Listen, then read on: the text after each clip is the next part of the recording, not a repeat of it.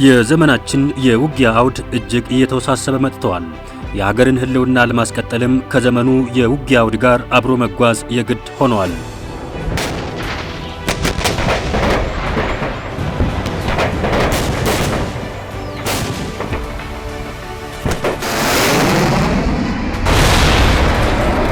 ሀገርን የማስቀጠል ታላቅ አደራን ከሚወጡ አካላት መካከልም ወታደራዊ ሳይንስና ጥበብን የተካነ በሁሉም የዘመናዊ የውጊያ አውዶች መፋለም የሚችል የሰው ኃይል መገንባት አንዱ ነው። በተለይም ደግሞ ይህንን መሰል የሰው ሀብት በአስተሳሰብ፣ በችሎታ፣ በብቃትና በክህሎት አንጾ በማዘጋጀቱ ረገድ ወታደራዊ የስልጠና ተቋማት ከፍ ያለ ሚናም አላቸው።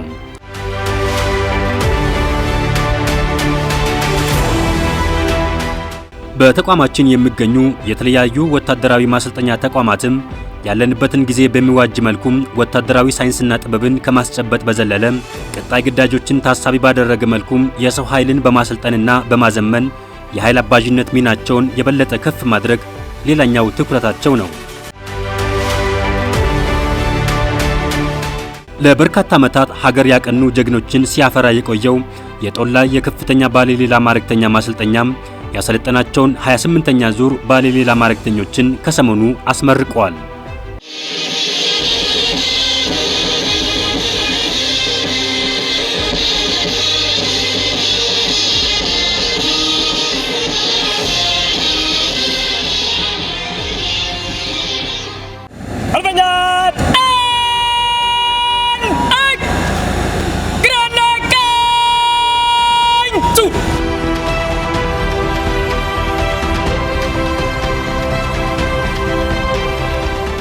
ማሰልጠኛው በተለያዩ ጊዜያት ሀገርን ለማዳን የተደረጉ ፈጣን ጥሪዎችን ጭምር ተቀብለው ደማቸውን አፍሰው አጥንታቸውን ከስክሰውና ታላቅ መስዋዕትነት ከፍለው ኢትዮጵያን በክብር ያቆዩ ብቃት ያላቸው ወታደሮችን ማፍራት ችለዋል።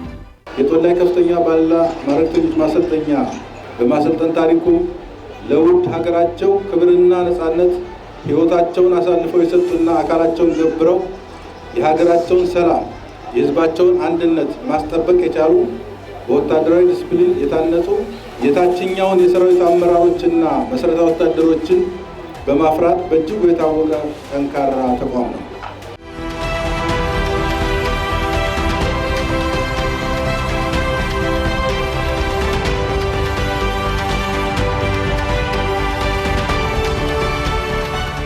ተቋማችን መከላከያ እየገነባ ያለው የመከላከያ ኃይላችን በሁሉም አውድ የጀግኖች አባቶችን አደራ የሚያስቀጥል ትውልድ ነው።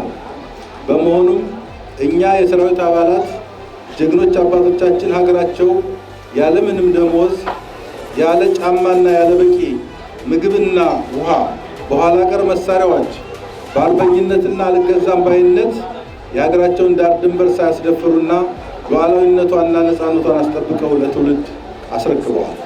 መከላከያ እንደ ተቋም በጠንካራ መሰረት ላይ ለማድረስ መጠነ ሰፊ የፕሮፌሽናል ሰራዊት ግንባታና ሪፎርም ስራዎችን በተከታታይነት እየሰራ ህዝብና መንግስት የሰጡትን ተልዕኮ በአኩሪ ተጋድሎ በመወጣት ከውጭና ከሀገር ውስጥ አፍራሽ ጽንፈኛ እና አሸባሪ ኃይሎች በመዋጋት ሀገራችንና ህዝባችንን በመታደግ ተግባር ላይ ይገኛል።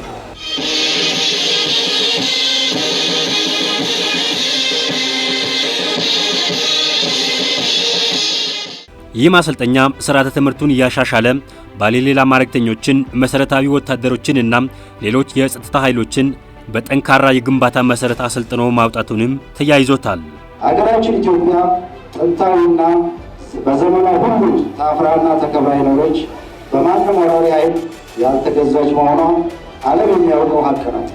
ይህም የሆነው እልፍ አላፍ ጀግኖች ልጆቿ በየዘመኑ የሚቃጣባትን ጥቃት በመመከትና በማምከን ጸንታ እንድትቀጥል በጽናት በከፈሉት መስዋዕትነትና ባሳዩት ቆራጥ ጀግንነት ነው። በመሆኑም ማሰልጠኛ ትምህርት ቤታችን ከተለያዩ መከላከያ ዕዞች ስታፍ ክፍሎች የመጡትን 50 አለቆች ላለፉት ወራት የተለያዩ ስልጠናዎችን በመስጠት በነበራቸው ተሞክሮ ላይ ሳይንስና ጥበብን በማከል ተደማሪ አቅም እንዲፈጥሩ አድርጓል።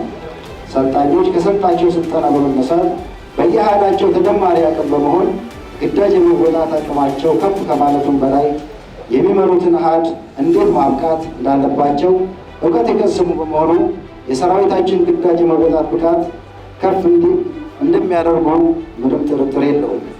አሁን ያለው ሰልጣኝ ዝግጁ ነው። ማንኛውም ግዳጅ ቢሰጠው የነበረውም ሲመጣም ከግዳጅ ነው መጣው። በየቦታው ባለበት ቦታ ላይ ግዳጅ ላይ ነበር።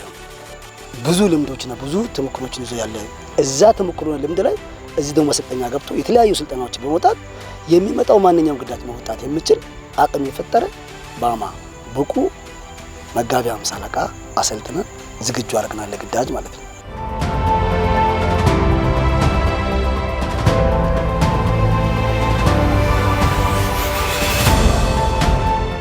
የሀገራችንን ብሔራዊ ፍላጎት ባማከለ መልኩ ማንኛውንም አይነት የጠላት እንቅስቃሴ ማምከን፣ የጦር ኃይልን ማደራጀትና መምራት እንዲሁም በአነስተኛ ኪሳራ ድል ማድረግ በሚያስችል መንገድ ስልጠና መውሰዳቸውን ተመራቂዎች ተናግረዋል። የመጋቢ 50 አለቃ ስልጠና በጣም ደስ የሚል ነው። በጣም ደስ ብሎኛል። በደስታና በፍቅር ነው የጨረስኩት። እዚህ መጥቼ ደግሞ ያላየሁት ብዙ ነገሮችም አይቻለሁ። ማለት ያው ክፍል ላይ የነበረና እዚህ መጥቼ የተለያዩ የአመራር ስነ ምግባርን ከዚህ ወጥቼ ደግሞ ምን መስራት እንዳለብኝም ብዙ ነገር የተለያዩ ስልጠናና ስራዬንም የራሴ ኃላፊነቴንም በሚገባ እንደሚዋጣ እዚህ አሰልጥኛለሁ።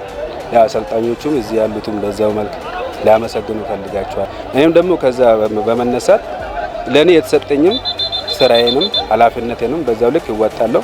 ለሀገሬም ደግሞ ያው ቃል ስለገባሉትም የገባሁትን ቃልም በሚገባም ይፈጽማለሁ።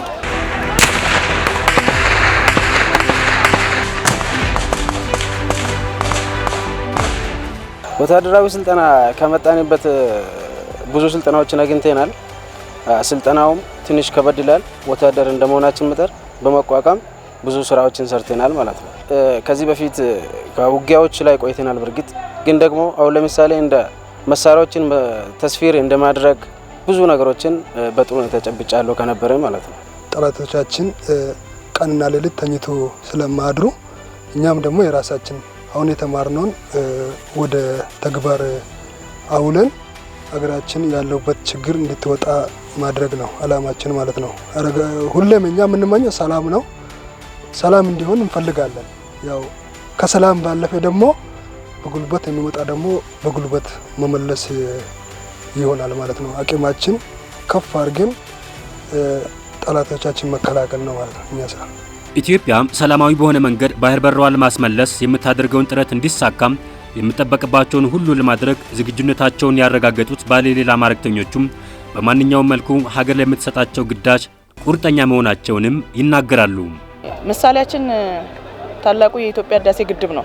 አይችሉም ሲሉ ጨርሰን አሳይተናል። እኛ ኢትዮጵያውያን ደግሞ የአድዋ ታሪክ ያለን፣ የካራማራ ታሪክ ያለን። ቀይ ባህር ማለት ደግሞ ወደብ ነው። ትልቅ ገቢ ሊያስገኘን የሚችል ነው። የኢትዮጵያን ትልቁን ችግር ይፈታል ብለን የምናስበው ነገር ስለሆነ ቀጣይ ላይም ዝግጁ ሆነን ታሪክ ተረካቢ ትውልድ ነን። ስለዚህ ይህንን ታሪክ ደግሞ እናስቀጥላለን ብዬ ነው የማስበው። በዚህ ሰዓት በማንኛውም ግዳጅ ዝግጁ ነን ማለት ነው። በሰለጠነ ነው የወሰደነው። ከዚህም በፊት አመራር ነን፣ አሁንም ነባር ጦርነን አመራር ነን። የማንኛውም ግዳጅ በኢትዮጵያ ላይ ውስጥ ጠላት የሚሆን ውጭ ጠላት የሚሆን ለመከላከልና ለመመለስ 100% እንደ ራሴ ዝግጁ ነኝ ማለት ነው። ቀይ ባህር ማለት ለኛ ሀብት ነው። ሀብትን ብቻ ሳይሆን የኛ ጉሮሯችን ነው ቀይ ባህር ማለት።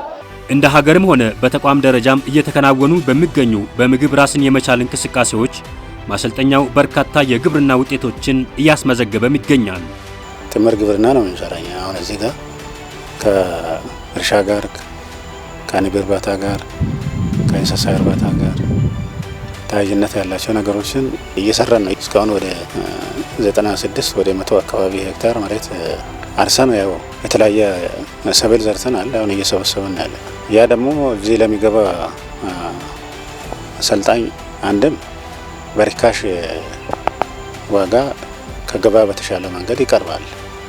እዚሁ እንዲጠቀም እናደርጋለን።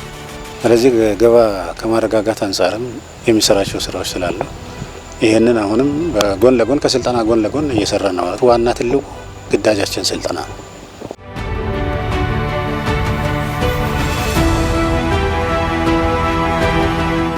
ተመልካቾቻችን ወታደራዊ ማሰልጠኛ ተቋማት የሀገራችንን የወታደራዊ ኃይል በቁጥርም ሆነ በመፈጸም አቅም ከፍ ያደረጉ በማንኛውም የውጊያ አውድ መፋለም የሚችል የጀግንነት ስነ ልቦናን የተላበሰ ሰራዊት የማፍራት ሂደታቸውን አጠናክረው ቀጥለዋል።